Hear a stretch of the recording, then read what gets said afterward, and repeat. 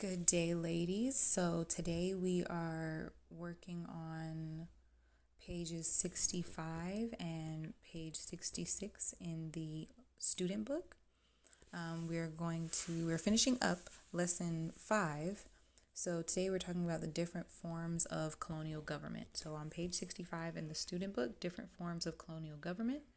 So France and Britain ruled their colonies in different ways. Britain ruled by indirect rule and France ruled by direct rule. So those key words there, indirect rule, ruling by appointing local people to enforce the laws of the ruling country, right? And then you have direct rule. So ruling by appointing people from the ruling country to control the colony. So the indirect rule is ruling by appointing local people, so people that are already there, that they're already rulers and leaders or maybe chiefs of the area. They were already people that were there to enforce the laws of the country, right?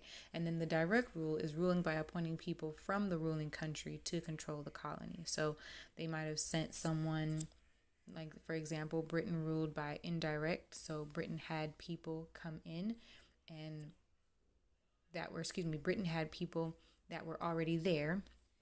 And then France would have had people that they sent from France over to rule. Okay. So Britain's rule of Egypt. The British way of governing colonies is called indirect rule.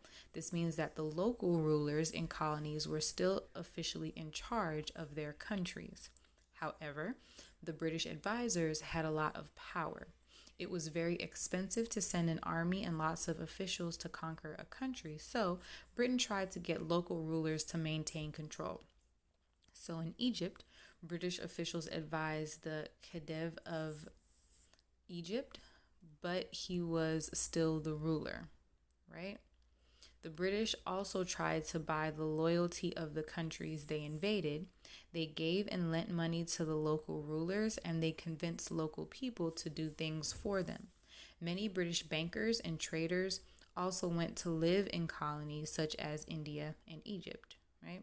So there's Ismail Pasha, and he was the Khedive or ruler of Egypt during the British occupation of Egypt. He was the grandson of Muhammad Ali. Okay, so then France's rule of Algeria. The French way of governing colonies is called direct rule. This means that the French officials were in charge and the local rulers had to obey them. It was a more expensive system as it required many French officials to enforce it, right? So on page 66, France encouraged Europeans to settle in Algeria. By 1914, European farmers owned 1/3 of the cultivated land.